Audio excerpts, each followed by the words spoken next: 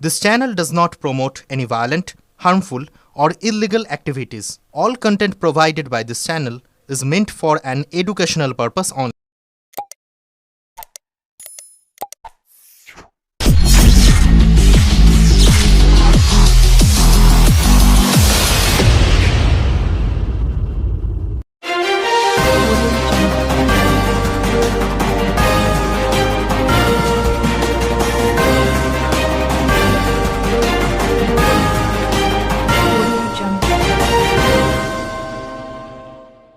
চুঁচুড়ায় বিজেপিতে বড়সড় ভাঙন। কোদালিয়া থেকে 23 জন কর্মী তৃণমূলে যোগদান। চুঁচুড়ায় বিজেপি সংগঠনের বড়সড় ভাঙনের ছবি ধরা পড়ল আজ। হুগলি লোকসভা কেন্দ্রের অন্তর্গত চুঁচুড়া বিধানসভা অঞ্চল, যা গত লোকসভা নির্বাচনে বিজেপির শক্ত ঘাঁটি হিসেবে পরিগণিত হয়েছিল, সেখান থেকে এখন তৃণমূল কংগ্রেসের শক্তি বৃদ্ধির ইঙ্গিত মিলছে। গত লোকসভা নির্বাচনে চুঁচুড়া থেকে বিজেপি প্রার্থী লকেট চট্টোপাধ্যায় তৃণমূলের রচনা বন্দ্যোপাধ্যায়কে প্রায় 8,500 ভোটে পরাজিত করেছিলেন। যদিও সামগ্রিক ফলাফলে লকেট হেরে যান, তবুও এই অঞ্চল, বিশেষ করে কোদালিয়া 2 নম্বর গ্রাম পঞ্চায়েত ছিল তৃণমূলের কাছে এক বড় চ্যালেঞ্জ। ভোটে ওই অঞ্চলে বিজেপি উল্লেখযোগ্যভাবে এগিয়ে ছিল, যা শাসক দলের কাছে বেশ উদ্বেগের কারণ হয়ে দাঁড়িয়েছিল। কিন্তু আজ রাজনৈতিক সমীকরণ বদলাতে শুরু করেছে।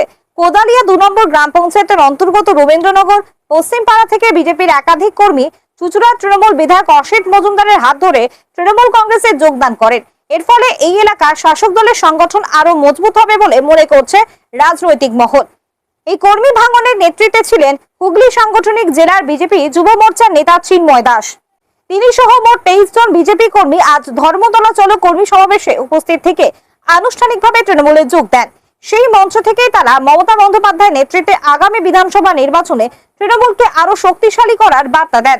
তৃণমূলে যোগদানের পর চিন্ময় দাস বলেন, বিজেপি সংগঠনে আমাদের নিষ্ক্রিয় করে রাখা হচ্ছিল, উন্নয়নমূলক কাজে বাধা দেওয়া হচ্ছিল, মানুষের জন্য কাজ করার ক্ষেত্রে আমরা বাধার মুখে পড়ছিলাম, তাই আমরা আর সেখানে থাকবো না। তিনি আরো বলেন, প্রাক্তন সাংসদ লকেট চট্টোপাধ্যায় কেবলমাত্র 2টি অ্যাম্বুলেন্স ও 2টি সাবমার্সিবল পাম্প দিয়েছেন। এর বাইরে আমাকে অঞ্চলে কোনো সার্বিক উন্নয়ন হয়নি। আমরা চাই আমাদের অঞ্চলকে একটি উন্নত মডেল হিসেবে গড়ে তুলতে। সেই লক্ষ্যে মমতা বন্দ্যোপাধ্যায়ের আদর্শ ও বিধায়ক অসিত মজুমদারের নেতৃত্বে আমরা আজ তৃণমূলে যোগ দিলাম। যোগদানকারীদের বক্তব্য, আমরা আগামী দিনে মমতা বন্দ্যোপাধ্যায়ের উন্নয়নমূলক কাজকে আরো বেশি করে মানুষের মধ্যে পৌঁছে দেওয়ার হবে, এটাই তাদের মূল লক্ষ্য।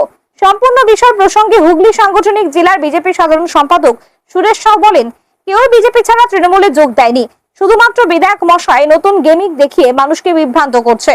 তারা কেউ কোনোদিন বিজেপি করেনি যে আজ তৃণমূলে যোগদান করলো। হতে পারে অতীতে বিজেপির ভোটার কিংবা সমর্থক। চুঁচুড়া থেকে আদির রিপোর্ট, আমার কলকাতা নিউজ। সম্পাদক চিন্ময়, আমার বলার ভাষা নেই। ওরা বুঝতে পেরেছে যে বাংলার উন্নয়ন করতে গেলে মমতা ব্যানার্জি, অভিষেক বন্দ্যোপাধ্যায়কে দরকার, এবং মমতা ব্যানার্জির হাত ধরে রবীন্দ্রনগরের যে উন্নয়ন হয়েছে বিগত দিনে, সেটাকে আরো এগিয়ে নিয়ে যেতে গেলে তৃণমূল কংগ্রেসকে দরকার। তাই ওরা বুঝতে পেরে আমাদের দলের সভাপতি এবং উপপ্রধান সঙ্গে এই রবীন্দ্রনগর অঞ্চলের যারা আমাদের দলের মেম্বার, মঙ্গল থেকে, সঞ্জিত থেকে যারা দায়িত্ব নিয়ে কাজ করে, তাদেরকে অনুরোধ করে যে ওরা তৃণমূল কংগ্রেসে মমতা ব্যানার্জির পাশে থেকে কাজ করবে এবং রবীন্দ্রনগরের উন্নয়ন করবে।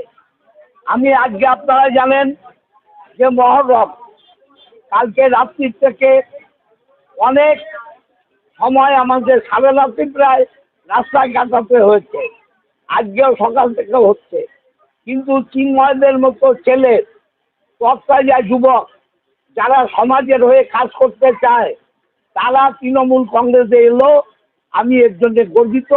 আমি এদের হাত দিয়ে পুরনো নূতন সংমিশ্রণ করে তৃণমূল কংগ্রেসকে রবীন্দ্রনগরের নূতন জায়গা করে দেবো। এবং আপনারা জানেন, গত লোকসভা নির্বাচনে এই রবীন্দ্রনগরে 12টা বুথে আমি পিছিয়ে পড়েছিলাম।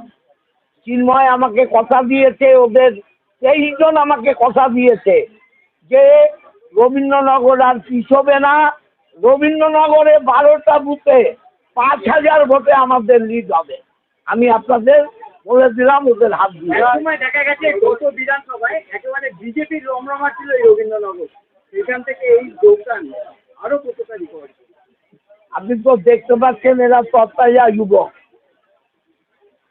আমার দল লোকসভা নির্বাচনের পর বুথে বুথে চাকাই বৈঠক করে কর্মীদের সাথে কথা বলে অনেক রিকভারি করে নিয়েছে।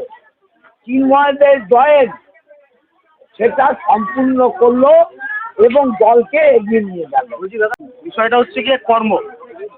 আমরা ইয়ং ছেলেরা একটাই বিশ্বাস করি, যেখানে কর্ম আছে, যেখানে সততা আছে, যেখানে উন্নয়ন আছে, আমরা সেখানে আছি। বিজেপিতে যদি শাসন করে, যেখানে সংসদ ছিল, লোকেশ চট্টোপাধ্যায় ছিল, তো একটা উন্নয়নের কথা বলুন না আপনারা। ওটা কয়েক অ্যাম্বুলেন্স, দুটো সাবমার্সাল বসালেই শুধুমাত্র উন্নয়ন হয় না, এলাকা ভিত্তিক এলাকার মানুষের সাথে থাকতে হয়। একবার রবীন্দ্রনগর এসছে, আসেনি, পা পড়তো না রবীন্দ্রনগরে। তো যে পা রবীন্দ্রনগরে পড়তো না, সে পা নিয়ে তো লাফালাফি করে কোনো লাভ নেই। তো যাকে আমরা সবসময় পাই, আর অসিত মজুমদারকে যখনই ডাকি তখনই পাই, বিপদে আপদে সে রং দেখে না। সে কোনটা কে তৃণমূল করে, কে সিপিএম করে, কে বিজেপি করে, সেটা বড় কথা নয় তার কাছে। তার কথা হচ্ছে বিধানসভা আমার, ছেলেরা আমার, কর্মীরা আমার, সবার পাশে আমাকে থাকতে হবে। তো আমাদের অসিত মজুমদারকে এতটাই মানে একজন বিধায়ক হিসাবে এত সুন্দর কাজ করেছে। আজকে উন্নয়নটা দেখুন না, আজকে আমাদের এই আপনারা দেখতে পাবেন এই পাঠশালাটা, এই যে বড় হাই মার্শালটা বসেছে, ঠিক আছে, সামনে এই যে রাস্তাটা নতুন হয়েছে, এই রাস্তাটাও স্যাংশন হয়ে গেছে। তো পুরোপুরিভাবে কিন্তু ওনার একার পক্ষেই সম্ভব হয়েছে, যেটা আমরা বিজেপি থেকে যে সাহায্যটা আমরা কখনই পাইনি। তারপরে কর্মীদের ভিতরে ঝামেলা অশান্তি লেগেই আছে, ঠিক আছে, ওদের ভিতরে দলাদলি খাওয়াখাওয়ি করতে করতেই শেষ হয়ে যাচ্ছে। একসময় আপনি দায়িত্বে ছিলেন একেবারে এই বিজেপি, একদম সেখানে কি কাজ করতে পারছিলেন না? দেখুন দাদা, আমার পক্ষে সেখানে কাজ করা সম্ভব হচ্ছিল, কারণ আমি যাচ্ছিলাম কাজ করতে, আজকে কাজ করার জন্য টিএমসিতে এসেছি। ওখানে কিন্তু কাজ করার ক্ষমতা আমার ছিল না। হাত পা বাধা থাকলে কেউ কাজ করতে পারে? কিসের অসুবিধা হচ্ছিল? দেখুন, উপর মহল থেকে শুরু করে ওখানে যারা যারা উচ্চ পদাধিকারী রয়েছে, আমি জেলার সেক্রেটারি ছিলাম যুব মোর্চা, আমার থেকে উঁচু পদে যারা রয়েছে তারা কাজটা নিজেদের ভিতরেই বঞ্চিত রাখছিল। আমি যেটা বলবো সেটাই, হাম মারেঙ্গা করেন প্রতি, এটা তো হয় না কখনো, তাই না? এখানে স্বাধীনভাবে কাজ করতে একদম, এখানে আশা করি সাধারণভাবে কাজ করবো।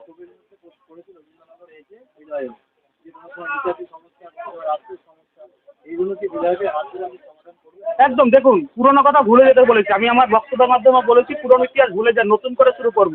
আমরা নতুন যুবক, আমরা নতুনের দূত। আজকে থেকে রবীন্দ্রনগরে কাজ হবে নতুনভাবে, নতুন প্রচেষ্টায়, ঠিক আছে। যদি অসিত মজুমদার আমাদের সাথে থাকে, পুরোপুরি রবীন্দ্রনগরটা আইডল হয়ে যাবে, বাংলার আইডল, ঠিক আছে। আগে অনেক সময় দেখা গেছিল যে রামনবমী মিছিলে এককভাবে প্রতিনিধিত্ব করতে এই রবীন্দ্রনগর থেকে, কি বলবেন? রামনবমীতে আপনি প্রথম সারিতে ছিলেন। অবশ্যই রামনবমীতে যদি প্রথম সাইডে ছিলাম, ভবিষ্যতেও থাকবো। রামনবমী কারো বাপের সম্পত্তি নয়, রাম সবার, ভগবান সবার।